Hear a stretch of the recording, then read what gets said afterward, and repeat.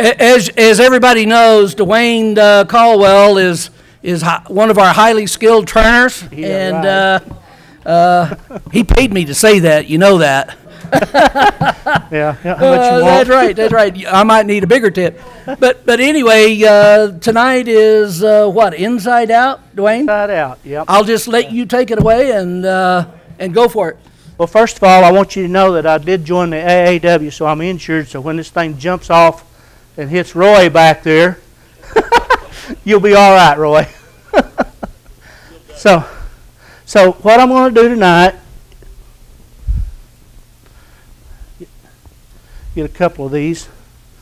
What I want to do tonight is we're going to try to make candlesticks like these. All right? I thought for Valentine's we might as well have something that looked like a Valentine. And I was over at the Moore Norman with the youth group going on, and Dale told me I should do a heart. Where's Dale at? Right here. So he's kind of a romantic at heart, I think, you know, and so am I. And how many of you guys actually brought your Valentines here for tonight?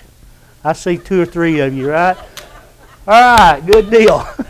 That's good. And if I've got enough of these to go around, you guys that brought your Valentines can have one of these for tonight. All right? So I think I've got 4 of them. I didn't know whether more than 4 of you would bring them, but I may be in a hole here.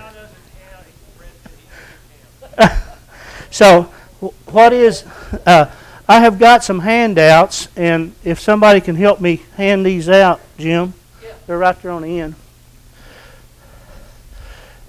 And I think I brought about 50 of them, and there looks like there might be more than 50 people here. But Wayne, can I get you, email you a copy of this, and you can put it on the website if I don't have enough to go around. All right?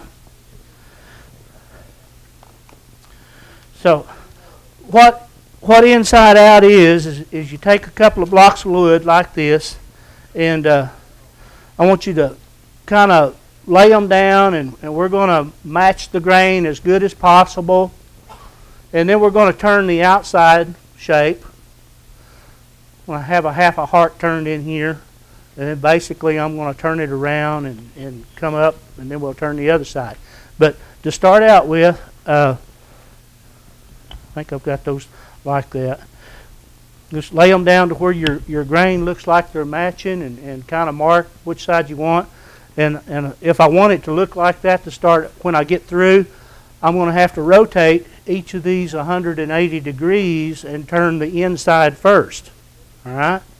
So what I'm going to do is I'm going to lay them down, take a little bit of super glue,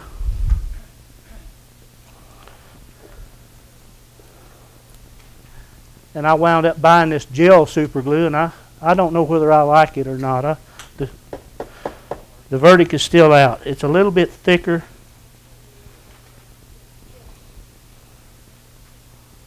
And it doesn't take an awfully lot, because I will be breaking it apart here in just a second.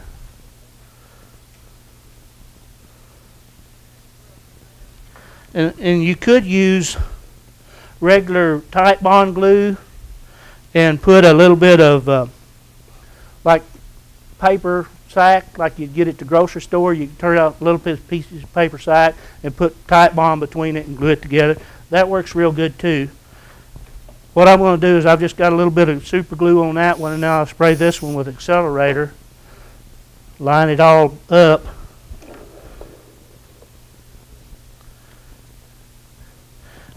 And then just kind of push it and hold it tight. All right? Super glue, CA glue, it's all the same thing, right, Dale? Pretty much. Maybe too late. Too late. I was talking. So you don't move it now, all right? And it's off just a little bit, but that's not probably going to hurt us a whole lot. Then, got some boxing tape here. This is that tape with the nylon strands in it. It's real strong. It's for trying to hold things together. But I'm going to put a couple of wraps of boxing tape around here. And this is to keep it from flying apart when I'm turning it. when you work with this inside out turning, you're going to be turning a lot of air and very little wood. So you need to secure it so it doesn't come apart. That super glue, it's not really a permanent glue. It will come apart on you. And as you wrap that up, you want to put, oh, I'd say at least 2 or 3 turns around there to make sure that it doesn't come back apart.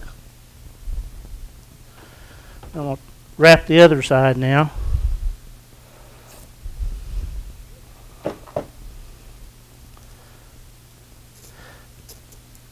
Kind of back away from the ends of this just a little bit with your tape.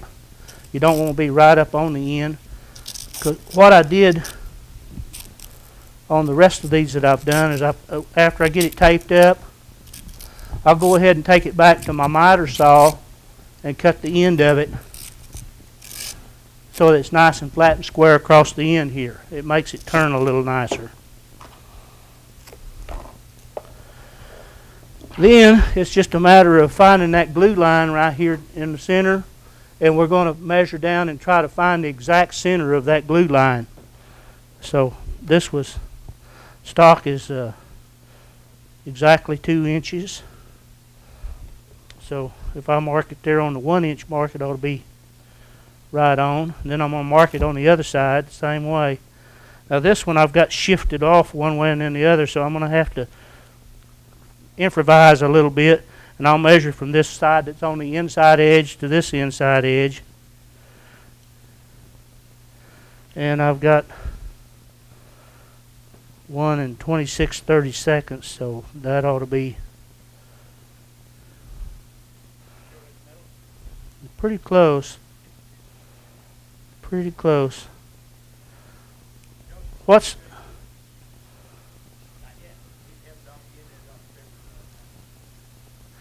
No, I didn't drink any of that Diet Dr. Pepper tonight. It was some bad stuff last time. Then we're just going to kind of mark this.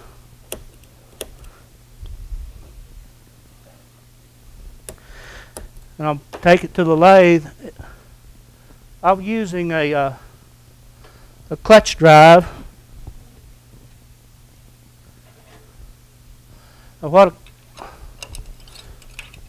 What we're calling a clutch drive, some people called it a dead center. Hanging around Butch and those classes that we've decided, or I decided after watching Butch, that this is probably the safest way to turn between centers on our stuff. Other things, if you use a spur drive, it'll catch, and this one here, if you do get a catch, it's just going to slip, and it's pretty safe. So I've decided, since watching him, that it's the safest way to be. I'll put it between centers and take just a second here.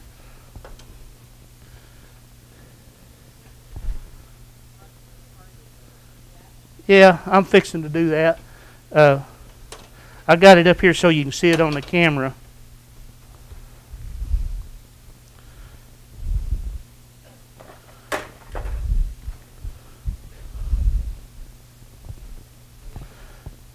Now, can you see up here?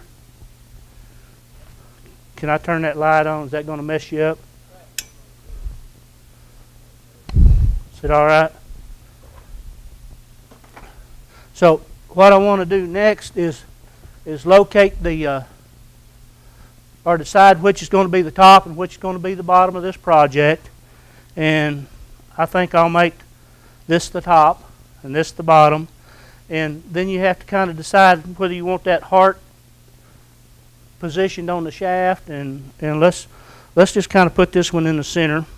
And can you see the middle of that, where the middle of that board is? You don't want to go all the way to that, because we're going to turn that outside edge. It's going to wind up being right there in the middle. So you're going to come in maybe so far from the edge, and I'm going to draw that heart kind of the way I want it. I'm just going to draw the half of it, so that's going to be the top. And I think I'll make that be the bottom.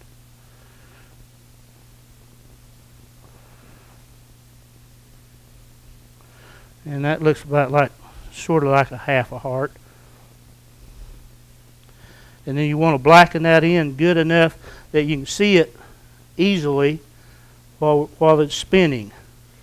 So you want this position closest to the tool rest so that you can see it. If it was positioned up here, I could probably see it, but I'd have to be looking at the wrong side of my turning to get it comfortably.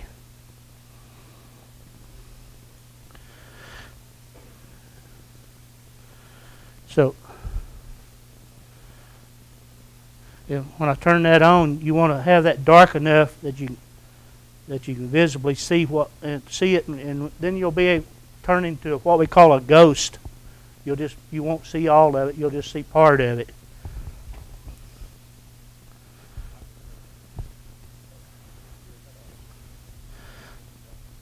So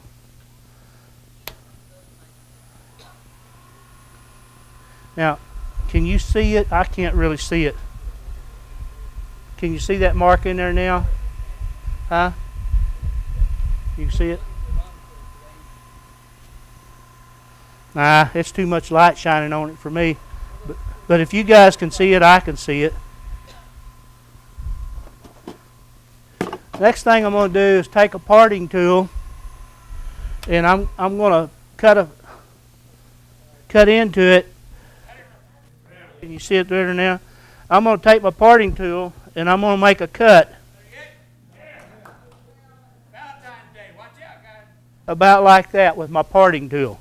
Hey, that's better. I can't see anybody. I might not be afraid of them now.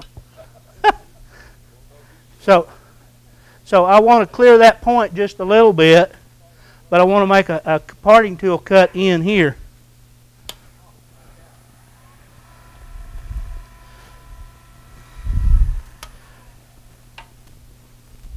I'm going to go ahead and put my gloves on, because just for safety's sakes, I don't like to tear my hands up anymore.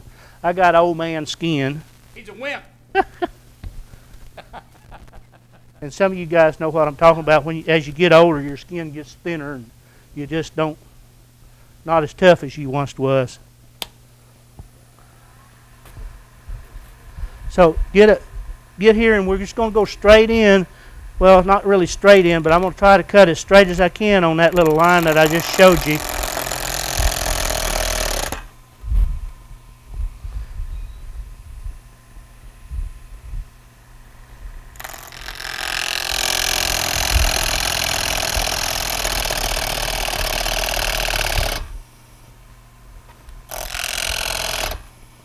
So see if you get a catch, not really a big deal. And I'm not running fast enough. If you bring that speed on up 1800, 2000 RPMs, you'll be able to cut a little bit smoother. And when you make that cut, you want to cut in to about where that black line was. All right. Then we'll take I can't find my bowl gouge, Phil. I got it. So I'm just going to start now, and it's going to kind of nub out a little bit of this material here, slow and easy.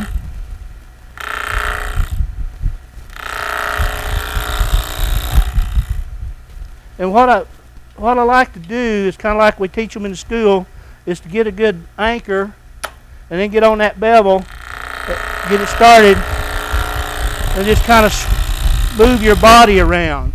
You don't want to move a bunch of hands and elbows. You'll be having a problem. But start out and try to mimic what that heart's going to look like with each and every cut. You're just going to extend it just a little bit more.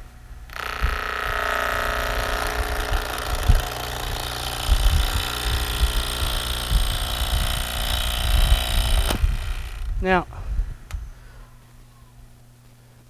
when I'm cutting, I'll be riding on the board here for a little ways, and then all of a sudden you've got nothing, just a bunch of air. And then you get back on the bevel again. So with a slower RPM, you tend to come in this way, and then you get a gouge, and you keep back and forth. If you crank that RPM up and don't use hardly any end pressure, that tool doesn't have time to get up in there and get a catch.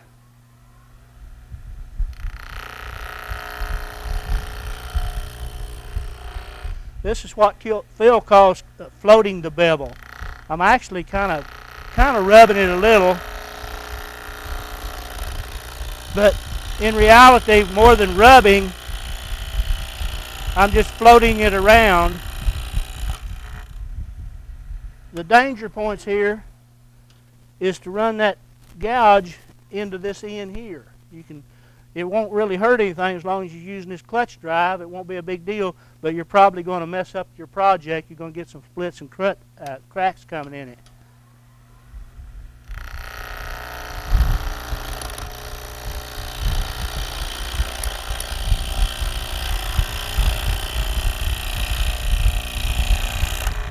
You can take it off and you can see that I'm cutting back almost to that line.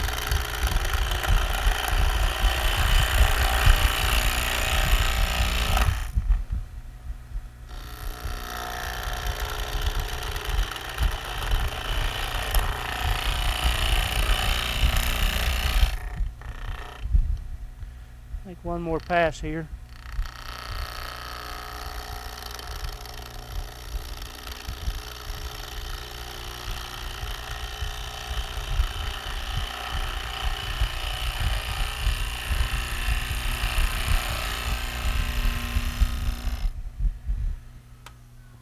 Stop every once in a while, check out and see where you're at. And I just removed that line on that last cut. If you take a nice slow cut, there won't be hardly any sanding going on. If you try to hurry that up, you're going to have some chips and stuff come out. See, you can just almost see where my line was. I've got just a little bit up there, but I think it'll be fine.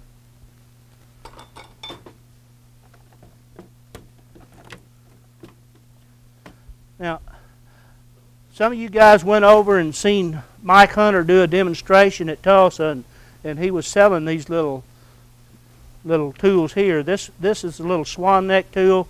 It's got a little bitty carbide round cutter on it. And I think about it, a lot of people are selling these. There's probably 5 or 6 of them out there on the market that I know about. Probably a lot more than that.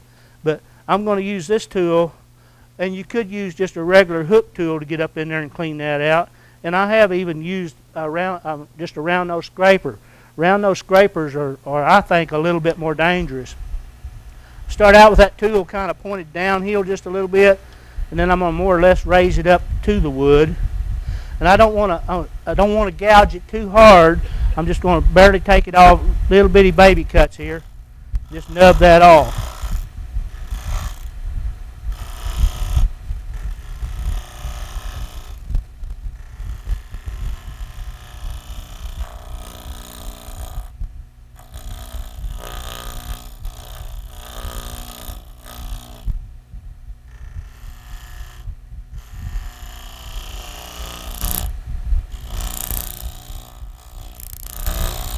Once you get that cleaned out, take a real small baby cut across it, kind of clean it up, because that end grain is hard to sand.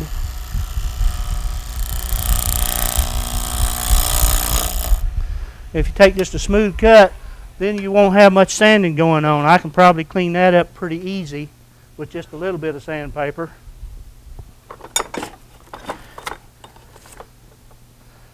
If I can see.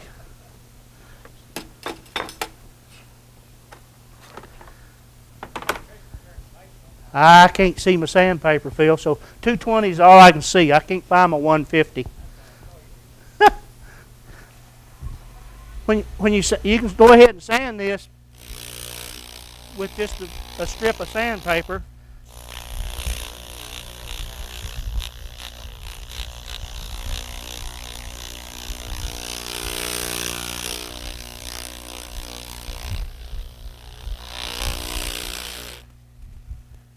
I'm using hard maple here tonight. I think hard maple cuts a little cleaner and smoother and looks a little nicer when you get through with it. Soft maple always works pretty good too. I've got one little crack here, piece that's coming off, and if I wanted to, I could take that to a joiner here in a minute and just downsize it a little bit and clean that all up. Any questions to this point? No? Boy, I'm doing really good, aren't I? So at this time, I'd go ahead and take it out of the lathe. Can we turn those lights back on just a minute? All right. I'm not hurrying you. Just hurry up, will you?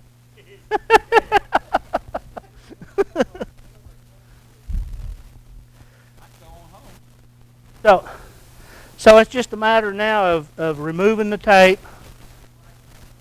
Yeah. I don't know, if you turn it on, you might see how bad a job I did. I might just leave it like that, pass it around.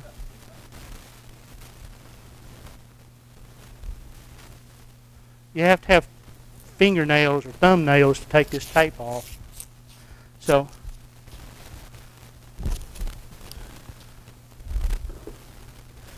man, that stuff sticks.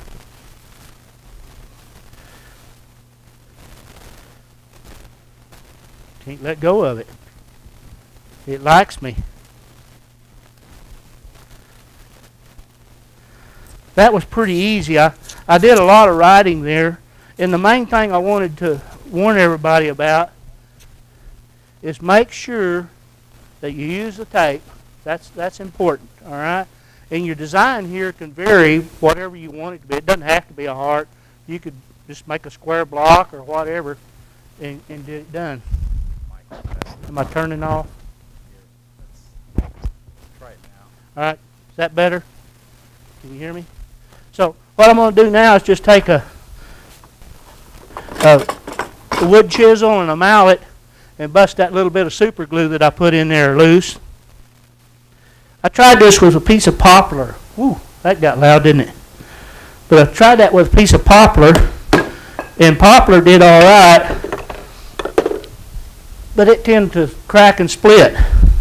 Now, if I were at home, I'd either run that through my drum sander and clean this surface back up, or run it through the jointer and get a nice glue joint, and then I'd glue it back together with some regular glue, and then I would come up with that basically a heart shape.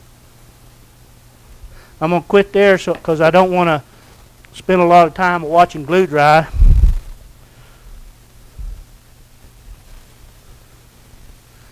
And I've got one here that I cut the other day and put together. I did go ahead and run it through the sander and made a good glue joint. Then I clamped it, and tight bond glue says you need to leave it clamped for a couple of hours clamping time. And I did on this piece. Some pieces that I've made, some of these others didn't get near 2 hours clamping time. 30 minutes and I was ready to go turn it again. If you do that quickly and you want to hurry it, just go ahead and put that tape back around here so it doesn't separate. All right. Then you can sand it lightly while it's in this shape right here, while it's easy to get to, and go ahead and make it tight. Then I took it. Did it turn off again? Is that better? Okay.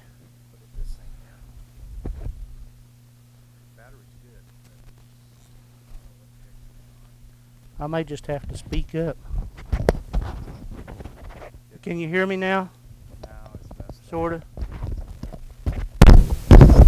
That works. Is that better? All right. So what I've done is I run it through my sander, and I sand it up. Where do you want me? Right here? Is that all right? Can you see that? But anyway, I run this through the sander, and I cleaned it up and made sure I had a good glue joint, and I glued it up and clamped it and let it dry. Then I took it to the miter saw and I cut off the ends and I squared them up nice and square. So when I get through, I'm not really going to hollow cut. You know how when you do a bowl or a goblet or something, you have to undercut the bottom so it'll set nice and smooth on the table? I'm probably not going to get that opportunity, because if I cut this one and undercut it here, then I would just have 2 points out here sitting on the table, and it would get real rocky this way. All right? So I'm just going to cut it and square it up and make my bottom the way I want it and make sure that it fits on the table nice and solid. Then I took it and I put a Forstner bit in the drill bit and I drill the depth that I want my candle to go into here. I intend to just use those little short candles that you can buy that just sit on a little bitty one. What do you call those? Okay, just a little. Anyway, whatever they are. Set them in there, and little tea lights. Is that right? You have to remember, I got old man ears too. All right, but just put your little candle in there. You need to measure and see what diameter that is. The first one I cut was like 1 inch, and I found out those things are a little bit bigger than that. So I made this one 1.25 inches. What you want to do and make sure that you do is center up on that glue line. All right, when you drill with your Forstner bit. And I had a little bit of trouble. Can you see that? Let me get back over here. Can you see it down on that? I had a little bit of trouble. See if I can position that here. But with this drifting off of center. So what I did to compensate that drifting off of center, I put it back between centers, and I turned a small tenon down on this end. Then I put my chuck in here, and I chucked it up, and I drilled it with the tailstock and a drill bit in here. That let me go a little bit straighter, and I got in. Because if I set it under my drill press, I don't know, my table wasn't straight or what, it kept wanting to drift on me. That's why this one here got about 1 inch shorter than it should be. All right, I had to cut my tenon back off and clean that end up, and then I cleaned this end up. So I've shortened it on both directions. Now it's a matter of finding the center again, and I've already got it marked here. And then I'm going to use where the Forstner bit made a hole here for the center on the other side, and I'll put that in between centers.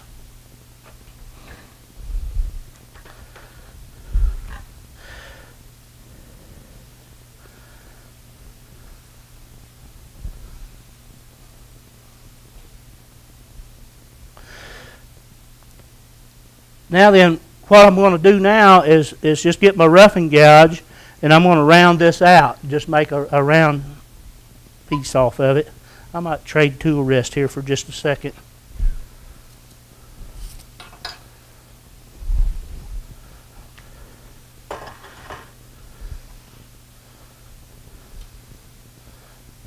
That ought to be big enough to get the job done, hadn't it? That's one thing, Jim, you've been wanting to know what we could do to improve. We need a good short tool rest up here. All right? Cool.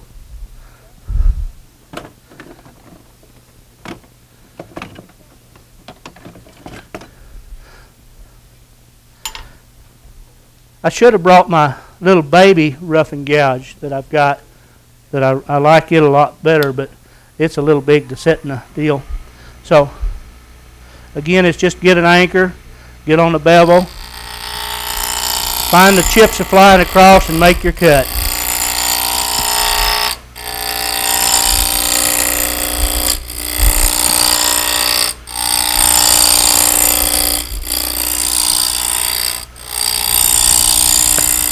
Can you see that ghost at the edge of that heart?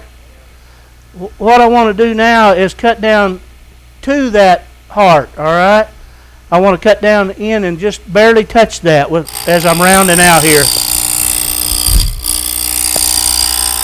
And I could stop and look and make sure once I get round down here on this base end, I could stop so I would have a bigger base and I wouldn't have to round all of it at the same. I could leave this a little bigger if I wanted to down here.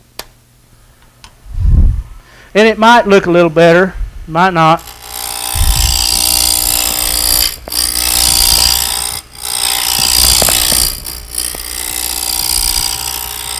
Now I think I just touched that area.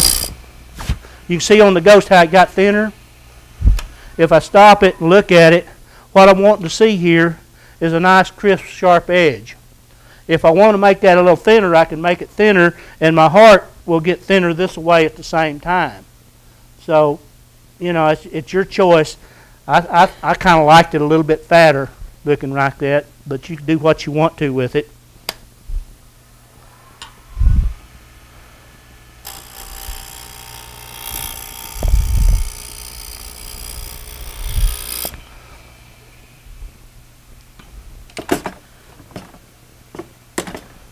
Now I'm going to go ahead now and I like to start with spindle work. I like to work on the opposite end of the drive-in. So I like to work down here and work back. Seems like you get a little bit better cut out of it. So I'm going to start in right here, and I'm going to come in and touch that heart, and I'm going to bring that cut on around and down and in.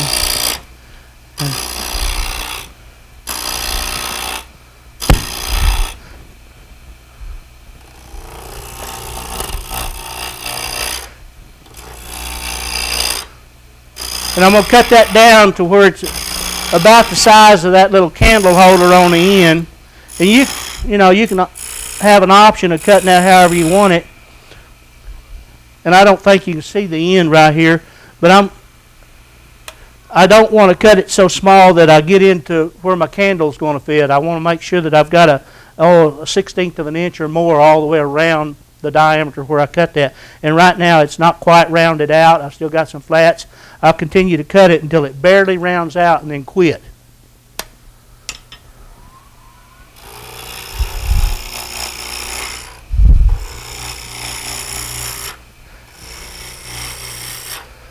I had one of these that I made, and I left when I turned that on a lathe.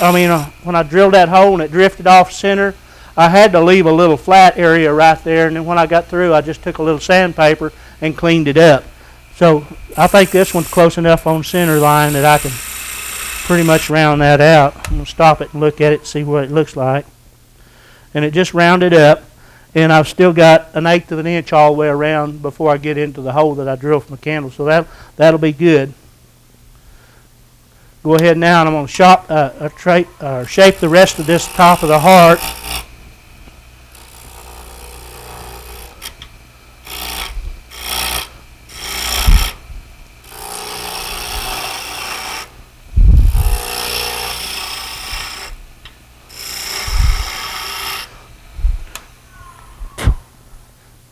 Some pits that you can fall into when you're cutting this is that you can get this area right here, this thickness right there, that can get too thin.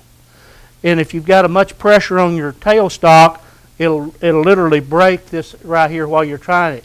So that's why this looks a little thicker, is because if you look up inside that, it's hollowed back up in there, and you can't get too thin right there, or it'll just break right straight in two. So that's really the main thing you need to watch out for whenever you're turning this section.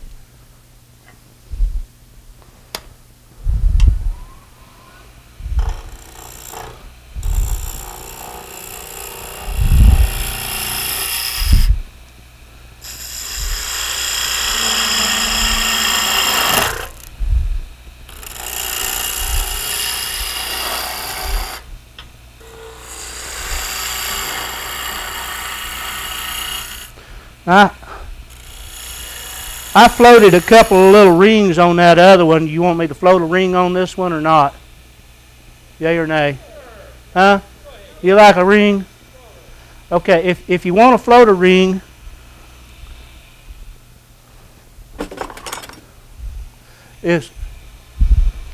what you need to do is cut your depth down. I'll get a little closer to this.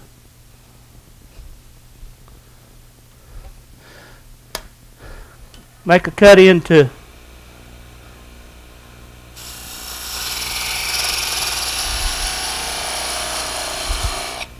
here, and then you decide how wide you want that ring, and we're going to make it about 1/8 of an inch and cut it into there. Then you take a detail gouge or a spindle gouge,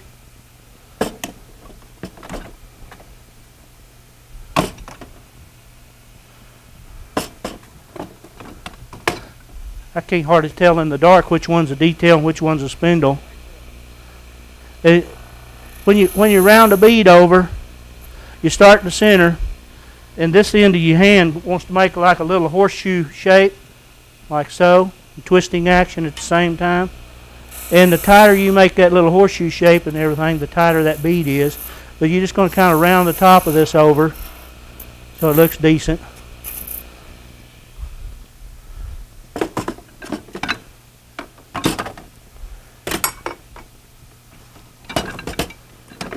I built a little tool here.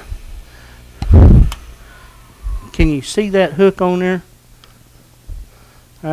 That's just an Allen wrench that I've put in there, and I've ground off, and I've made a little hook on it. And I've flattened both sides off nice and square, and it's nice and square on the end, and it's kind of like a little scraper. And I'm going to set that down inside this area right here, and I'm just going to kind of, with it hooked down, and just rotate it up. Can you see that? Yeah, same tool I make the angels with, all right? Scrapers need to operate with your handle high. So I'm going to raise that tool rest up so I can get the handle high enough. And they need to operate with a handle high and kind of make a little cut. I may need to clean a little bit of material off right here so I can actually turn that area in there just a little bit. Take another parting tool's width off of each side.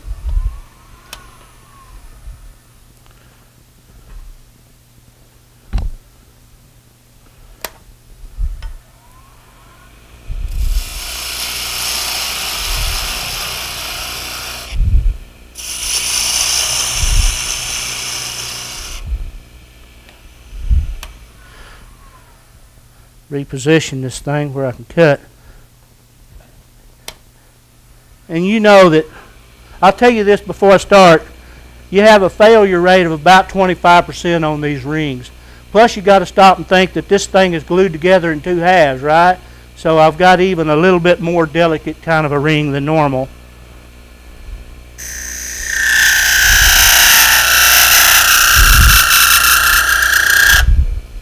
But I think it worked. All right.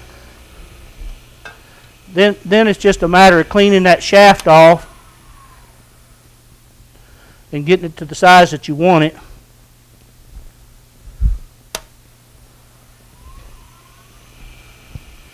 I think I'm just going to use a parting tool here for just a second.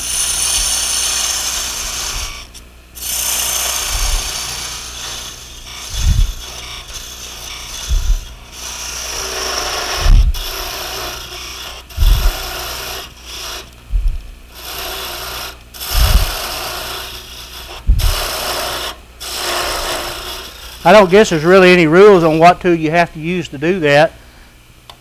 You could have used a spindle gouge or whatever. What did I do with that spindle gouge?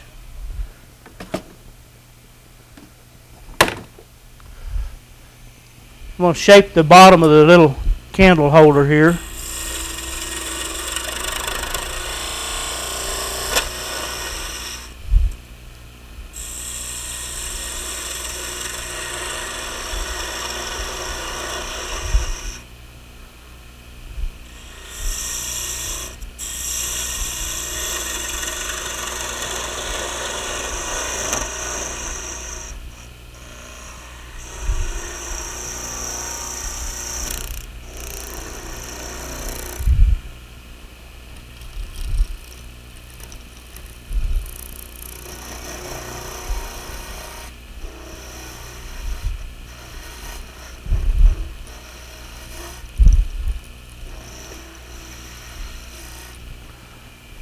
I'm going to go back up now and work on that heart and thin it out a little bit on the top.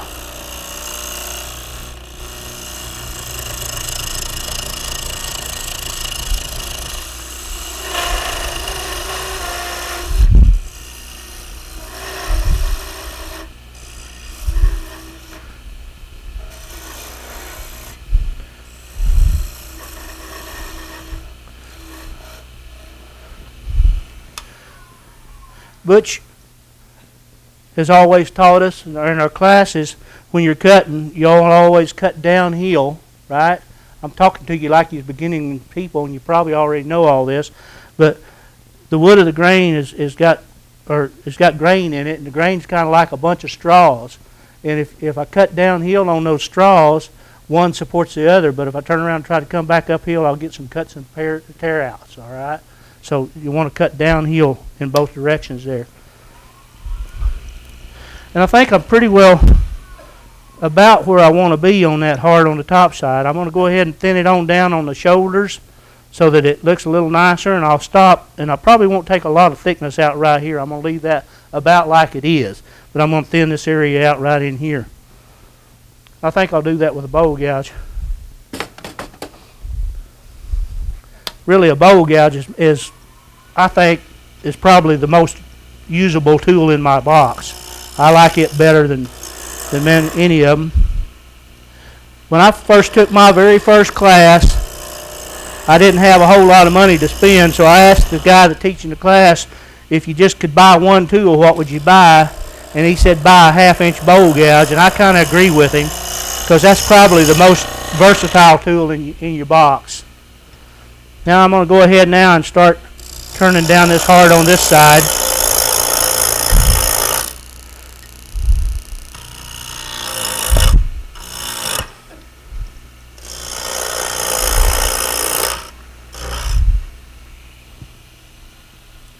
If I crank too much in pressure, guess what I'm going to break?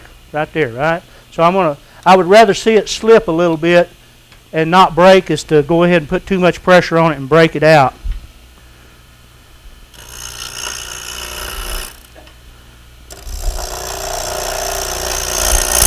Just a matter of cleaning out stock here.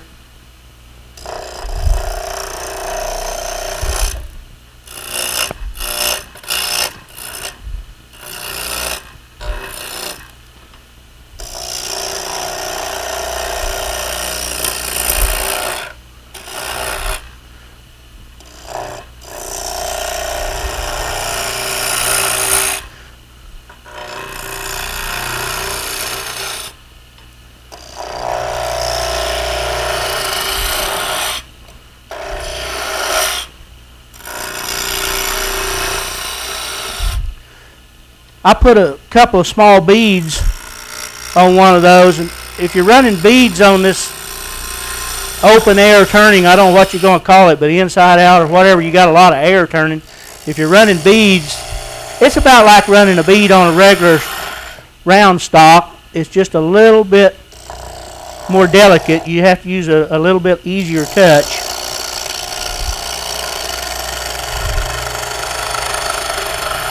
Now you can take this area right here. If I take off a little bit more material, that heart begins to kind of taper in right in here. As I'm coming down, right now, see, it's pretty flat. So I'll just continue to take that off, and I want to come in until I meet that shaft, and I don't want it to be too fat right in that area there either. I want that to look about the same or look natural right in through there.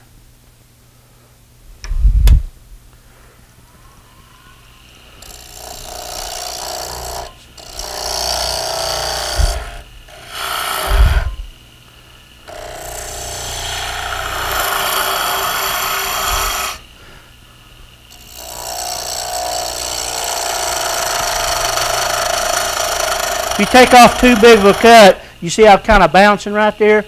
I'm kind of getting in a hurry because sitting up here and not talking to you is kind of like turning the radio on and hearing silence. You know, it's not a real good demonstration. And I don't have a whole lot to say about that except you just got to move the wood around. So that's why I was kind of hurrying.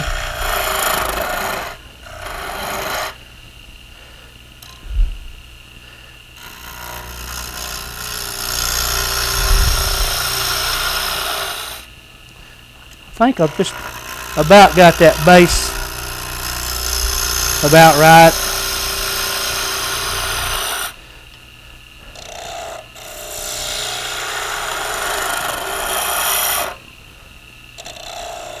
I'm not going to turn anything on that bottom ring or anything. I'm just going to turn it down to where my shaft is about the same size that it is on the top. They'll look better if they're the same size. And it could be a little bit larger. Generally speaking, if you're going to have one larger than the other, it would be the bottom one. Just for weight and balance and the way it would look, I think would look a little bit better.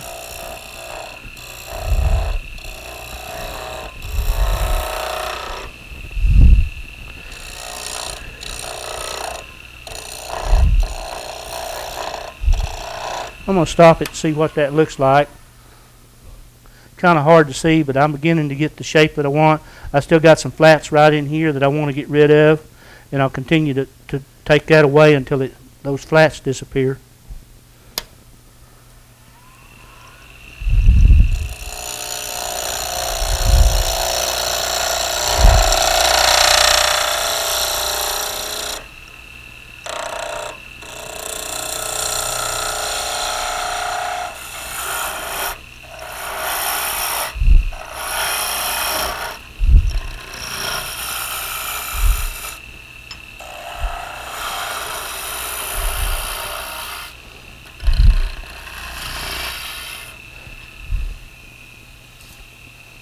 When you buy a wine glass or any other goblet, usually the stem is where the glass is put together. They've got a little flat area. What's that thing called? I forgot. Somebody tell me. When you do that, the wine glass sets down and it's got a little place where they put the two glass pieces together. Some kind of a name for that, but I'm not sure what it is.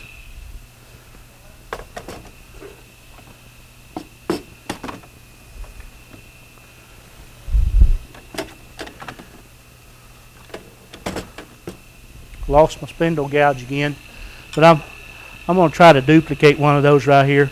So I'm going to turn a small bead here first. I'm going to stop it, raise my tool rest up so I don't have to work too far down on the ground.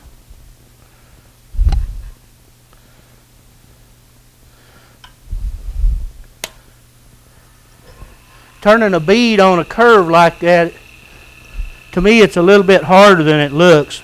But you want to get a good anchor and get on the bevel. Tool straight up and down, the flute straight up and down, and then you're just going to roll it, and you pick that little bit of a bead up, and you kind of bring your handle right on around, cut it in. Then I'm going to cut a little way over here.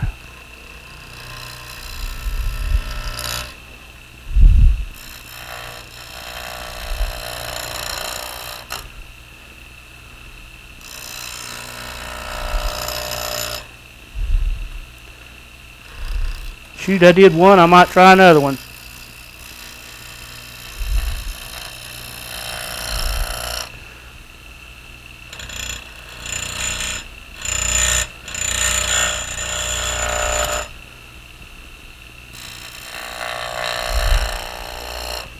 Now I got carried away, see?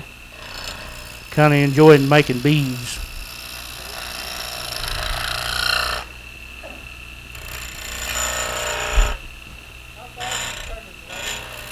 About 1800 right now. If you go slower than that, your tool will drop down in the gap, and it will cause a catch like that. I should have been paying attention instead of talking, see? Then you guys would have been bored.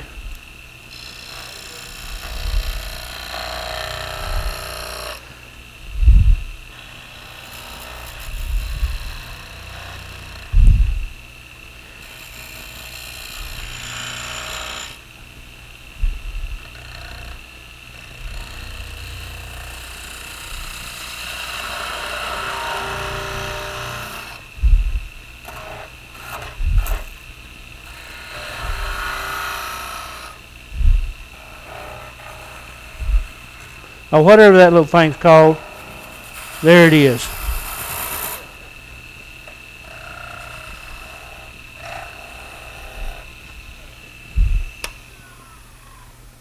See how bad I tore it up. Got a little gouge right there. I think I'll go ahead and straighten it up. And I chipped it out.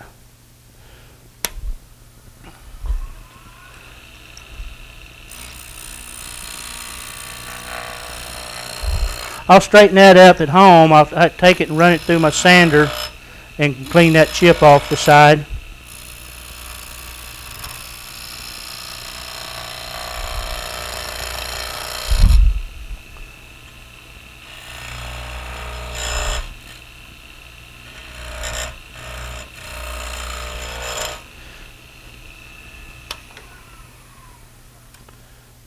It's a demo anyway, right?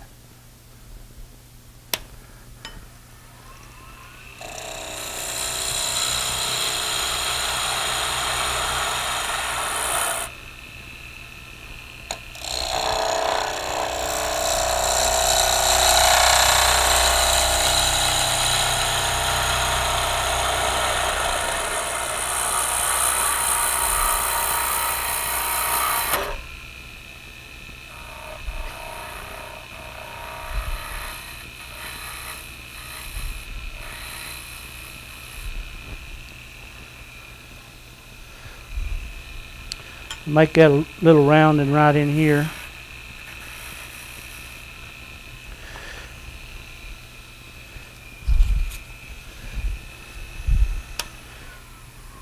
You sanding on a lathe, it's always good to get rid of this thing. All it can do is break fingers.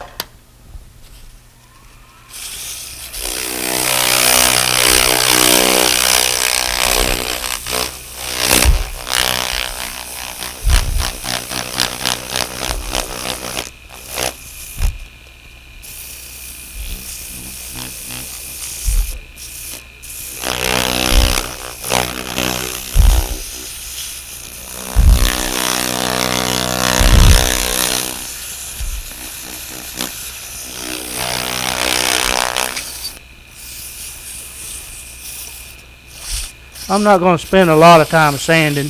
Just going to kind of get the roughest stuff off. I may take it home and finish it out, put some lacquer finish on it of some kind, and bring it back for the next giveaway.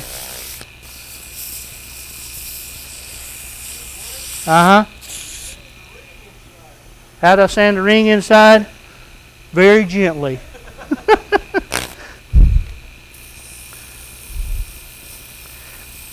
So we'll stop it and look it over and see. But I've got a nice crisp edge all the way around. It's tapering just slightly on there, and I think it looks pretty good.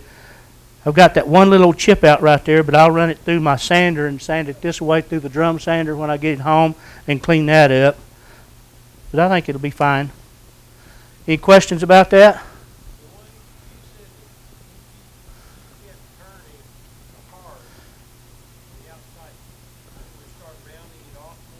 Yeah, what I did is I continued to turn the outside edge until I got a nice crisp line right here. Can you see that? It's just almost like a razor sharp line right there. So, and I continue to turn that until I thinned it down here, and I can see that line where these two pieces just kind of come together. You don't want any flats showing right in there, Dick. Okay? Dwayne? Yes. It looks like you have to be dead center on, or that part will. It will. Yes, you have to have it dead center in here. That's why I took a little pains to make sure that when I put my punch marks in there, I was dead center. All right, on the glue line. And whenever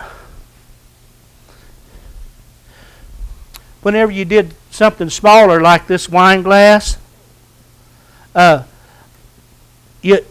even more critical, Bernie, is to be on dead center right there.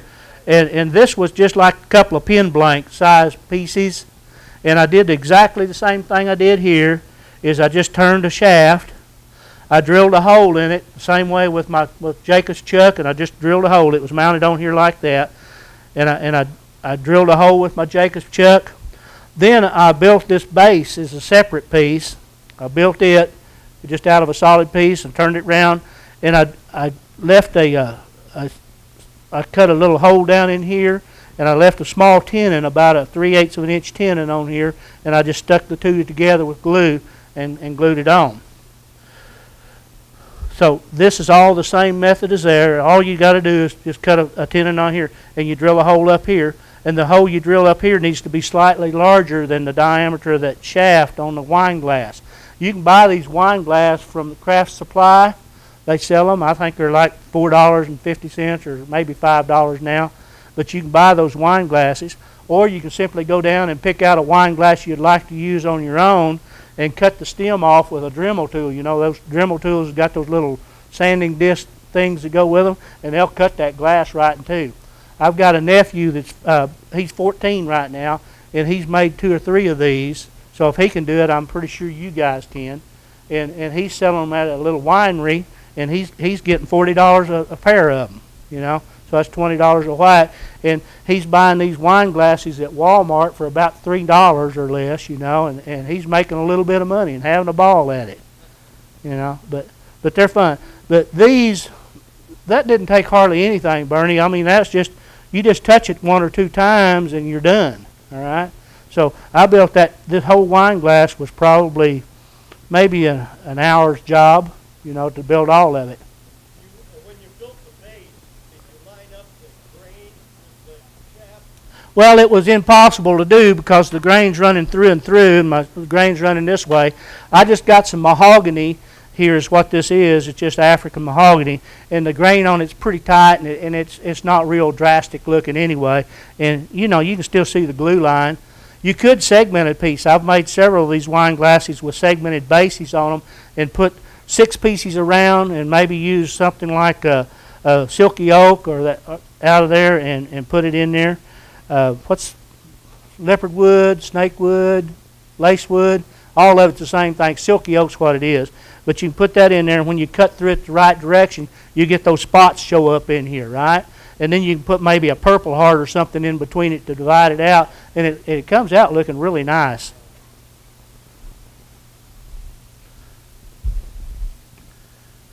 Phil, can you get my lights back on? Where's Phil at?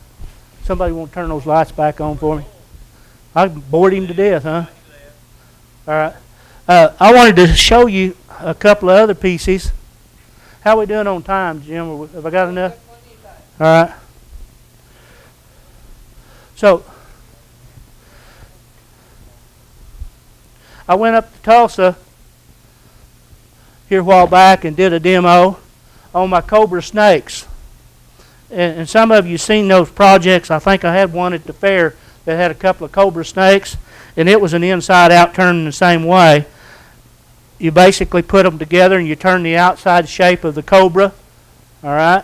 Then you reverse it, and then you turn the other side of the cobra. This is not totally turned. I could clean it up a little bit more and turn this side of the cobra snakes. And it's the same process as what this candle was, except that I had 3 different centers up here when you're turning it. Then after you get through, you bust it all apart and you spend an hour or 2 and you finish carving. This one's not done, but it's sort of finished. Likes quite a little bit, about half done. You want to pass this around while I'll show them another piece here, Dale. This one here I just did. You pass that one around. You want to show them? Yeah, yeah. So this piece is a 3-sided object rather than having 2 pieces inside out 2. This one is a 3-piece, and it's cut on a 120-degree angle. Can you run that in right there on that? I would like to show them how to do that. I want to lay this down and get a picture right here, okay?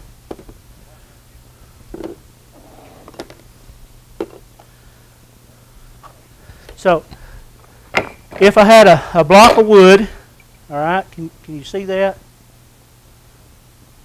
So you mill out some lumber, and this was 8/4 to start out with. I don't think it's near that now, but it's probably 1 3/4 or so now. You mill it out flat. You set your table saw angle tip at 30 degrees, and you figure out whatever the width from here to here is. You want that same width from here to here when you cut that angle. So when you get through, you run it through and you got a 30-degree angle cut. That will give you 260 degrees, right, 120-degree angle here. Then you can take those 3 pieces and set them together, and it gives you a 3-sided object. Boy, you're tough to keep up with. Kim, am I too nervous? But that'll give you a 3-sided object with 120-degree angles in it. In one of the AAW books about 2 years ago, there was an article in here how to do this, and he was cutting as many as 6 and 12 pieces all together. You can also take this same thing and turn it 6 of them, and you can turn it so that they come together and the points will all stick out away from each other. There'd be 2 more in here, see? So then you would have 6 points sticking out, and you can turn. And he was building candlesticks then after this, take those and put them back between centers and doing a little candlestick fair on it, and it looked kind of like an S-turn in the candlestick, all right? It was pretty cool. and he was doing all that. I chose to put those together. Then you could do a, see if I can get this all together here, Dale, without making you too nervous. Whoa! Can you see that? So you could turn a shape like that. Then you could reverse it, and you put it all together. Then you come up with a three-sided piece. It's kind of got a little cross-looking section in there. I think here a year or so ago I gave one away that had a cross in it at one of our greenbacks. But that would make a three-sided object pretty easily. And that's what this is right here. This is a three-sided object. All right. I kind of like that shape, and I like the little three pieces. Can you see that? I can't see what I'm doing. All right. But there's three pieces, and I turned a little bead around the outside edge of it, and it come out kind of nice looking. But these are kind of fun. I'd encourage you to try some of this. All right. They're not real hard, and they're pretty fast. You've seen what I did here. It didn't hardly take any time. Is there any questions? Okay. Are you using newspaper between your glue joints? I have on these snakes here. All right. I put a brown paper sack with glue for about 1.5 inches there burning, and then you can bust that newspaper apart. Now tonight on this candlestick project, I just use super glue. I think it's whichever you want to do. I chose to do super glue because it's quicker, sets up faster, and you can see it set up so darn fast that I couldn't even get it all lined up there. So you need to pay attention to what you're doing when you go back together with it. But newspaper works really good, and if you do use newspaper, the only downside to it is you better use nylon tape because it will sure hold. It'll throw apart, probably easier than the super glue did. All right. Does the glue joint on softer wood come apart easier or harder than on the hardwood? Does the glue joint on softwood come apart easier or harder? I wouldn't think there'd be a whole lot of difference between them. You know, I think the hardwoods might separate a little easier. I don't think the softness or the hardness would have a lot to do with how much grain it has. Will have more to do with it. So if it's an open grain, your wood will get down, or your glue go down in there, and it might be a little harder to bust apart than a tight grain wood would. All right.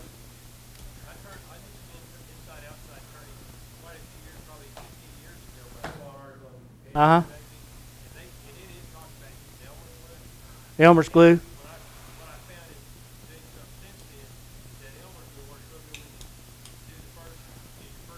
Uh huh. Right.